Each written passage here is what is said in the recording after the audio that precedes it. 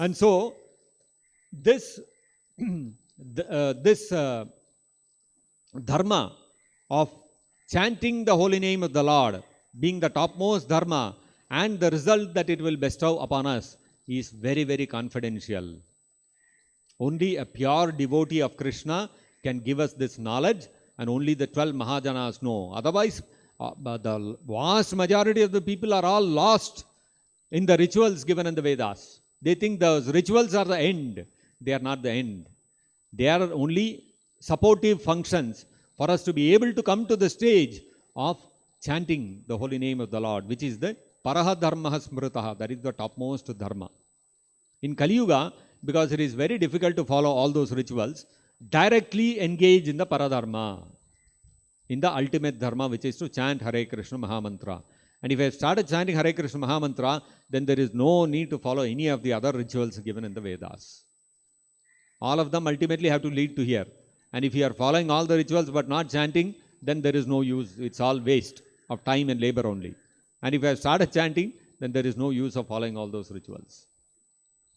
So, we have to, that is why Vidura is questioning Maitreya Rishi, that all these great personalities like Uttanapada, Priyavrata, Swayambhu Manu, they all ruled according to Dharma, means they understood that the topmost Dharma is to chant Krishna's holy name. So, how did they rule the world, knowing that everybody has to, all the citizens have to be made to chant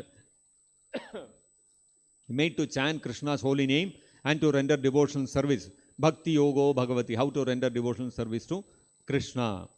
So, how did they do this? That is Vidura's question. And you can see the Bhagavatam describes only those rulers who had the understanding of this Bhagavata Dharma, that the goal of ruling, the goal of becoming kings, becoming rulers, becoming leaders in this world, to engage people in Bhakti Yoga to Krishna and to make them chant Krishna's holy name. And such people's history is recorded in the Vedas.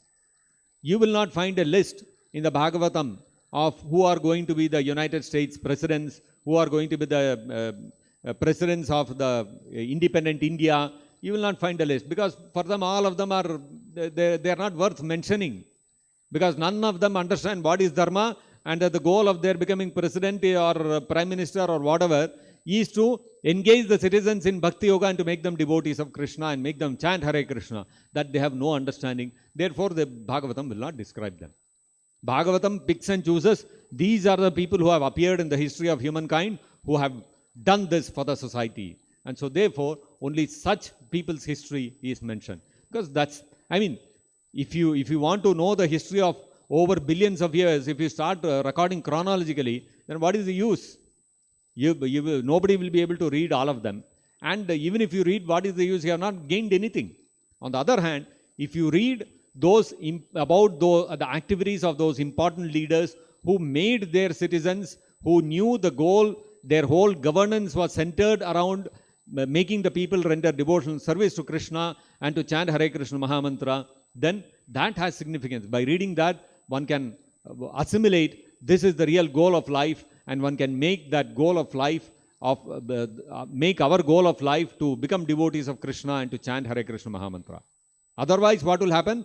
Our goal of life will become economic development. And by that, what is happening? We are only going deeper and deeper into animal forms of life. So that is not the ultimate welfare for the human beings. And therefore, the description of such great leaders in the Bhagavatam has got great significance in liberating a person from this material world and taking them higher on the spiritual path.